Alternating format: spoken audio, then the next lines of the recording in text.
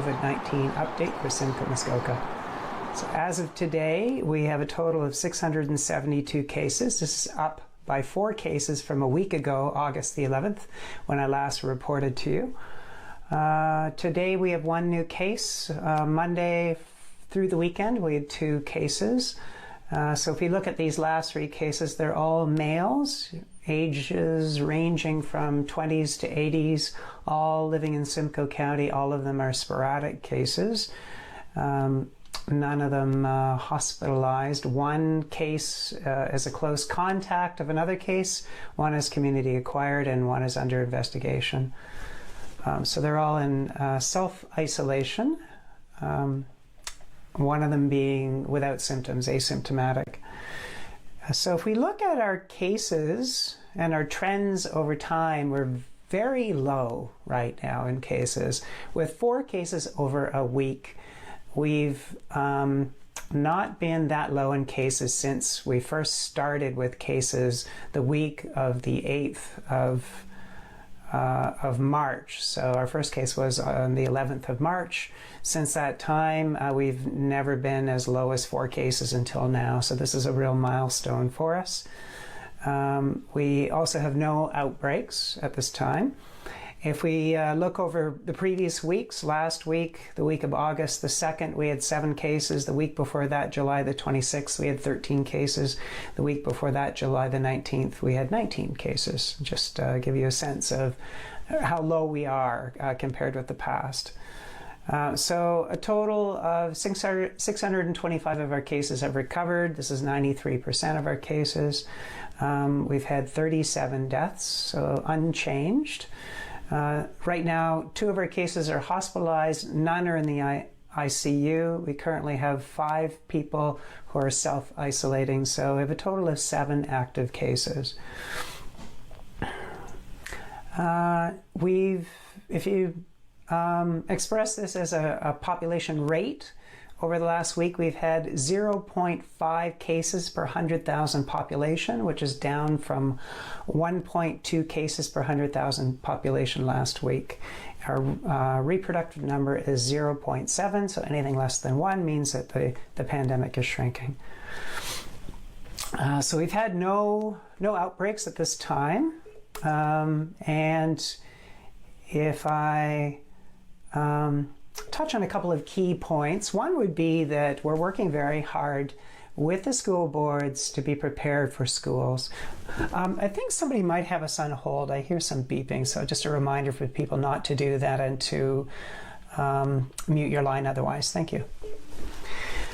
Okay, so we're working very hard to prepare for school, and parents have had to decide very recently whether or not they're going to be sending their children to school or whether they're instead going to have remote education as an option. We always point out that school is very important to children, their social, mental, and physical well-being, and it's also important for families if children can attend school, so that it enables them to work and improves their economic situation. So there are many benefits to going to school. Of course, this is an individual decision, and there may be some families that decide that their child is too vulnerable from a health perspective, or they might have others in their household who are vulnerable to infection and would not want in any way to take the risk of having their child be a source of infection into the household. So certainly people have their reasons, individual reasons for deciding whether or not they're going to be sending their children to school. Right now, transmission is very low in Simcoe, Muskoka, and that, I think, helps make the case for children going back to school, reduces the risk of transmission in school if it's generally very low in the community. And I'd also point out that we're working closely with the schools and school boards to put in place a variety of control measures to further reduce the risk of transmission of COVID-19 and reduce the likelihood of an outbreak happening in a school. So this includes cohorting of children. into their class sizes, their classes, so that any transmission would be contained within a class and not affect an entire school, and make it much easier for us to manage the situation. Physical distancing to the extent that is possible, the use of masks indoors for children grade 4 and above, and an option for younger children.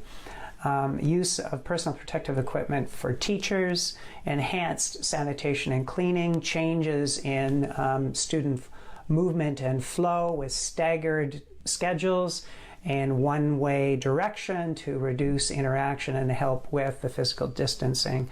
And of course, identification of any children who might be cases, or for that matter, their staff who might be cases, through screening before they come into the school each day, and a follow-up with regards to testing and isolation, the assessment of what's happening in those situations.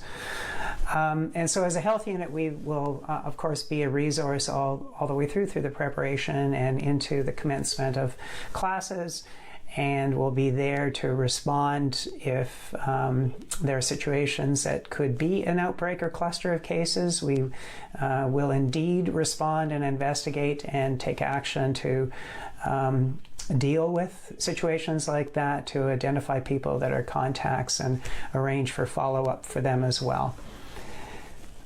So to support parents in all of this, we have put up a page on our website called Return to School, and it's up there. It's just up there as of now, just gone up a short time ago. It has frequently asked questions and information in general about COVID-19 and the decision to send your child to school and the safeguards that are put in place. And we will be putting out a letter to parents through the schools with this kind of information as well, to reach them and help address their concerns, and to establish a connection for people back to the health unit in case they have questions or any other matters that they would like to raise with us. We're also going to be doing outreach to healthcare providers and family physicians through our health facts later in the week, making them aware of the letter that we're putting out to the parents, and also providing them with some basic information about the public health approach to managing this return to school, and how primary care fits into the response. I've also done some outreach to some physician leaders in the district, and we'll be continuing dialogue with them as well about preparations. So another thing I would touch on is a follow-up to a report they made about an exposure of COVID-19 in a resort and a restaurant in Muskoka. So to be specific, Deerhurst Resort and Three Guys in a Stove restaurant, both of those premises, the owners had put forward to the media the situation. Normally, we in public health don't speak directly giving the names of such locations, but if the premises themselves have done so, then we speak to it. So I'm happy to say that it's now been 14 days since the last date of that exposure of concern, with the visitors who had emerged as cases after they'd returned home out of Simcoe, Muskoka in their communities. We followed up with the contacts here 14 days later with 2 individuals in isolation and the others self-monitoring. We've had no identified cases come out of that situation, so that's a very good outcome. So at this point, we have had no pre-submitted media questions, so I'd be happy to take questions that you would have. Okay, thank you, Dr. Gardner. Eileen Doyle from CT Media, question for Dr. Gardner. Wait. I'll wait, Kathy. I'll come in at the end if possible. Okay. How about Nathan Schubert from Moose FM? Yes, hello. Good afternoon, Dr. Gardner. Good afternoon.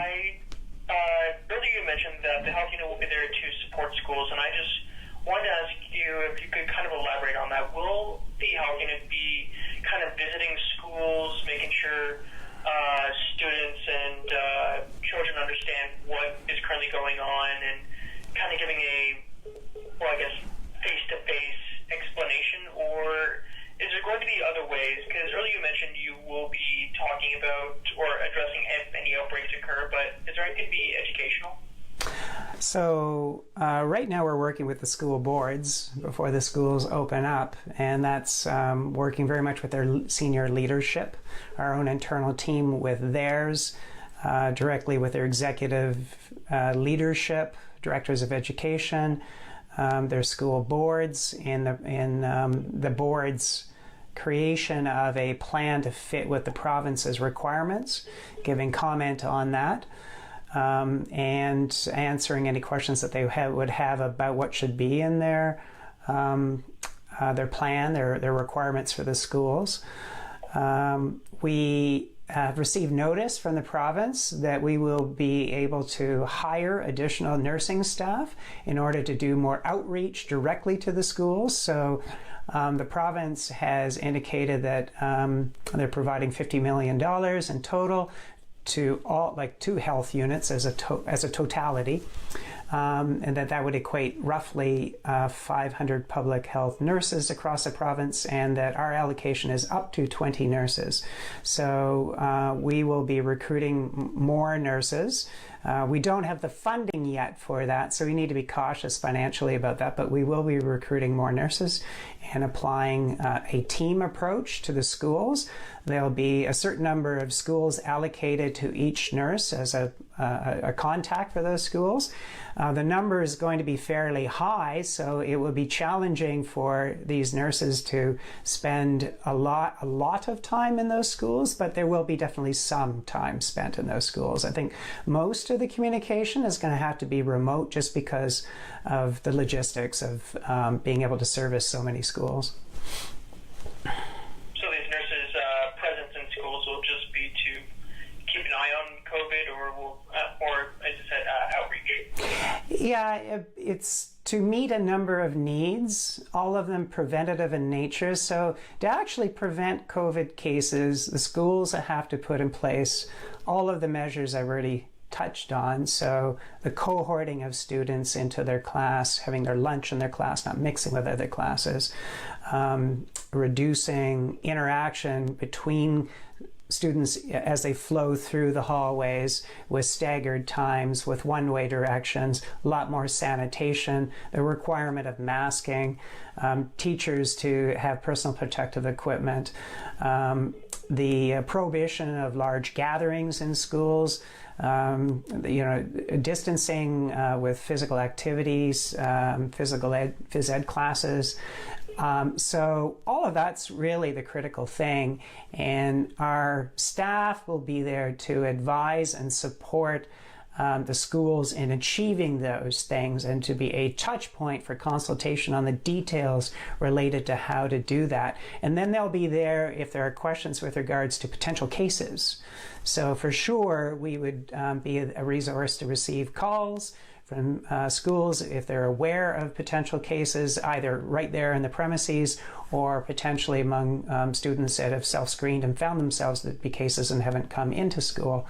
And so we'd be able to follow up and assist with investigation or advise on what could be done, including the question of directing them to assessment centers to be tested. So certainly if there's an outbreak in a school, a clustering of more than one case, then indeed we will be on the premises at the site and supporting this school in the investigations. But for the most part, it is each school having a person that they can contact to help put in place all of those control measures.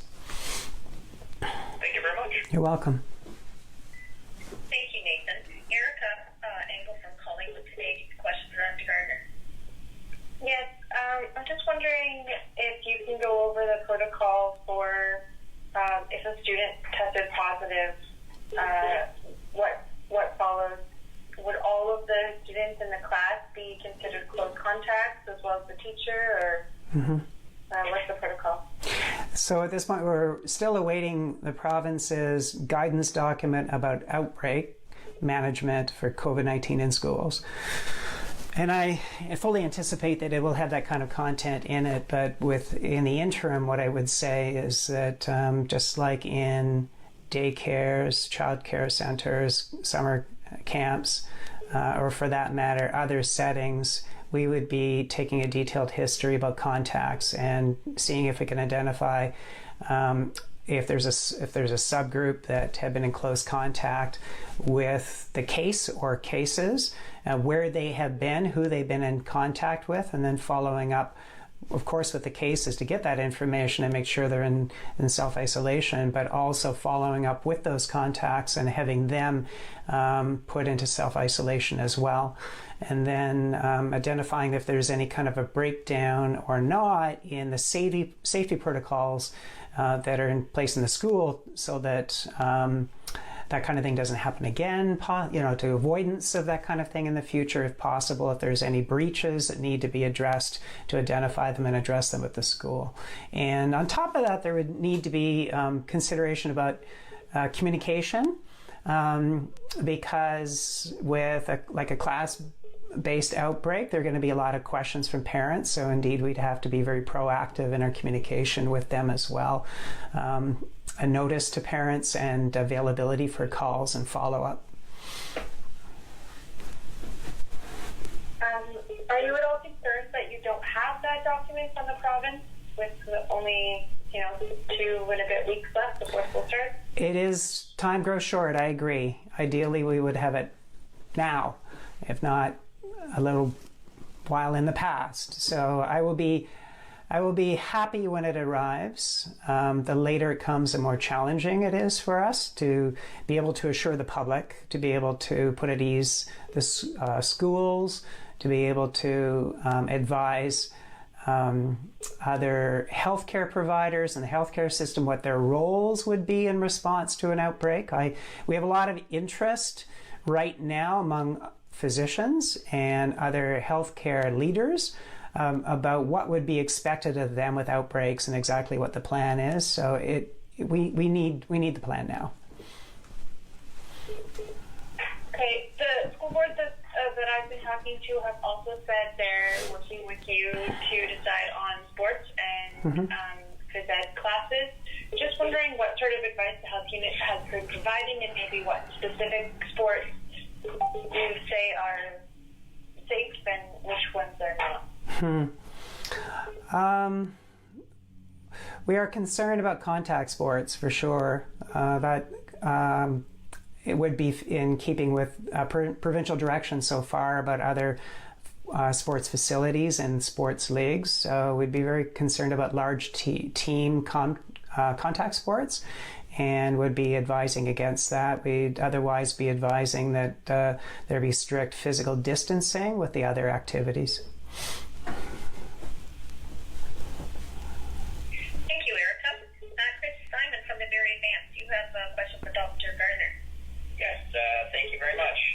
If I am a parent sending my child into the school system in September, should I be considering leaving my existing bubble, especially if there are elderly senior folks within that bubble? Thank you for that question. That's a very good question. That would be part of the consideration about risk. And as I touched on before, parents, when they were considering whether or not to send their child, might consider whether there's a vulnerable individual in the household. So I think if you have somebody in your circle who is particularly vulnerable, it's a risk consideration for you to decide whether or not perhaps that you need to reconfigure your circle. At the end of the day, it's an individual choice, but I think it would be a reasonable one. If you were concerned about somebody like that in your circle, it'd be reasonable to look into whether or not they could join another circle instead and not be in the one with children that are attending school. That said, I would like to emphasize again, our rates of transmission right now are very low. Of course, that could change later in the year, but right now they are low. Transmission among young children, some research suggests it isn't happening as readily. It's certainly not happening more readily than it does with adults. But I think your point is still well taken. If you have somebody in your circle that's at higher risk, they themselves would, of course, have to be an important contributor to the decision. What do they want? Do they feel that it's worth it for them to continue to have contact with that child, or would they prefer not to take that risk? You had mentioned the health unit hiring nurses. Do you have a number? Maybe I missed it in your earlier answer. So the province, in a letter from the Chief Medical Officer of Health, indicated that we would be able to hire as many as 20 nurses.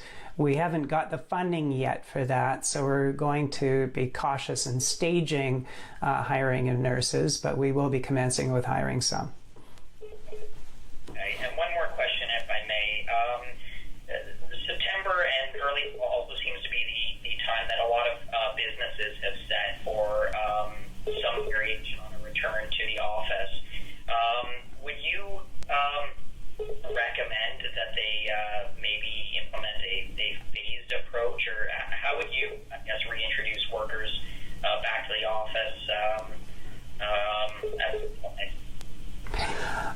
Well, first off, I'd say that we've yet to do that in the health unit. We still have most of our employees working from home. We haven't contemplated bringing them back until after the pandemic is over. That's a very safe approach, rather than bringing large numbers of people together in one working location. So if an employer is considering doing that, they should consider what their options are. If they don't have to do that, then I would suggest that the safest thing is not to do that. If they feel that it's necessary or it's sufficiently beneficial that they do that, then they have to do it in the safest way possible. They have to be able to maintain physical distancing and screening of employees as before they come into the work each day to ensure that they aren't developing symptoms, an exclusion of anyone that has symptoms, and referral for assessment and testing. And in situations where people can't physically distance, wearing face coverings. Certainly if their work involves a public setting, public access, then in accordance with my instruction to businesses and organizations, they have to have face coverings in those settings for both the members of the public and their employees. So hand sanitation as well. So there's a lot for them to consider about the safety of it, and maybe they have another option where they have some come in but not all. Maybe they can continue with a hybrid approach where there's fewer coming in and others staying home. The fewer come in, the lower the risk of somebody showing up who becomes a case, and the easier it is for people to physically distance at work. Thank you. You're welcome. Thank you, Chris. Ian McLennan from Barrie 360. Do you have a question for Dr. Gardner? No, thank you. My questions regarding nursing and the others have been answered, but thanks. You're welcome. Okay, thanks very much. Lauren Huddlestone from the Huntsville Doppler. Do you have a question? I do. Thank you. My question is actually regarding the teachers. If we were to believe social media, there are many of them that are quite concerned about returning to the classroom. So, and particularly given adult propensity for worse symptoms than children, what advice would you give to teachers that are having to return to a classroom who don't have the choice as parents to not send their children? I'm sorry, I didn't quite catch the last part. What advice would I have for teachers? But I didn't quite catch it. If you could say it again. I'm just going to turn up the volume on my phone. There we go. Sure. Yeah. So if teachers don't necessarily have a choice about whether they return to the classroom, unlike parents, and decide whether or not they are going to send their children back. So what advice would you have for teachers who are expressing that kind of concern? Well, I would concur that in some ways they're at a higher risk than the children. Certainly children have had an extremely low incidence of complications from COVID-19, whereas adults, the older you are, the greater the likelihood of having a severe complication requiring hospital admission to the intensive care unit, ventilation, and death. All of those are possibilities, and the older you are, the greater the risk. And if you have concurrent medical conditions, then the risk goes up as well. So I would concur that teachers need to be very cautious. They do need to abide by physical distancing in their work. They need to abide by the use of personal protective equipment if they're coming in contact with children, or the possibility that they would come in contact with children. That they need to do hand sanitization and carefully monitor themselves for symptoms. And probably a good idea if they keep an eye for the children themselves. If the children are to be screened by their parents before with the parents, and then assessment for the child. They need to take good care of their general health. We know that, for example, smoking puts one at a higher risk of complications for COVID-19. If they're smoking, they should quit smoking. I know that's a hard thing to do, but that would help reduce their risk. Optimal medical care for chronic conditions possibly could be a benefit as well. But I think I would concur that there is some risk there that they need to manage. Thank you, Dawn. Do you follow up? I don't. Thank you. Okay, thank you. Let's see what we have left here. Mandy from Rogers, do you have a question for Dr. Gardner? Nope, no questions today. Thank you. You're welcome. Okay. Eileen Doyle from CTV, are you ready? Yeah, sorry, I was just having some technical issues before. This is unrelated to schools. We're just hearing about an employee at the Canadian Tire on South End of Barrie who's tested positive for COVID. Wondering if you know anything about that, and if that is the case, what is required in terms of protecting other employees in that space? Do they all have to go get tested, or what happens there? Okay, thank you for the question. I am aware of it. This is new, though, and so we're just investigating it now. So I wouldn't be able to give you any definitive information about that situation. What I would say in general is that we follow up with the case. We get a very detailed history of where they've been, the kind of contact they've had, whether or not they were wearing a mask, how close they were to people, if there were employees or customers that were closer than 2 meters away from them. In other words, that they weren't able to physically distance who they were. If we seek to get names of anyone that was within 2 meters, less than 2 meters for 15 minutes or more, as that's deemed to be a high-risk contact situation. Of course, we look at the timing as well. When do they develop their symptoms? When did they get their test result? We generally go back 48 hours before the onset of symptoms as the period in which they're infectious to others, and then take the history about their contacts in that period of time, and then follow up with those contacts for isolation.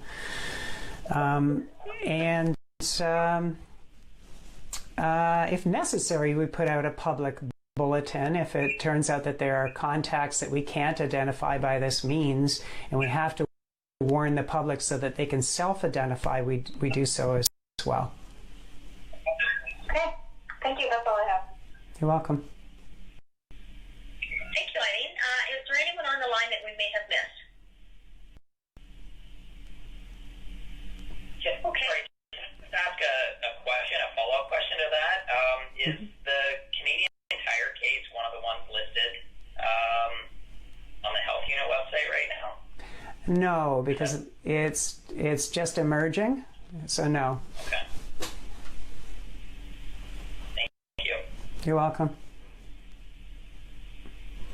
Okay.